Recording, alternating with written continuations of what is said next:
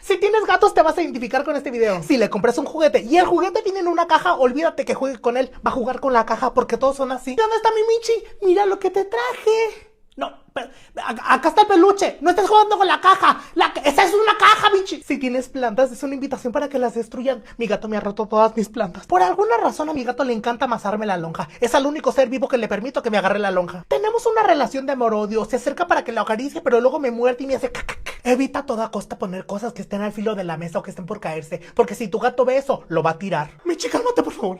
Cálmate por favor. Esa taza es importada. Por favor, Michi. Si quieres que tu gato haga de la popis, cámbiale al arenero. En todo el día, mi gato no hace de la popo, pero cuando le estoy cambiando el arenero, se le antoja al patrón. Las personas que tenemos gatos sabemos perfectamente que tu gato te ha traído un ratón o un pájaro muerto. ¿Por qué hacen eso? ¿Qué traes en la boca, Michi? A ver. ¡Es un ratón! ¡Es un ratón! Si tienes gatos, sé perfectamente que tienes tus sillones y tus sillas raspadas por sus uñitas. Pinche gato.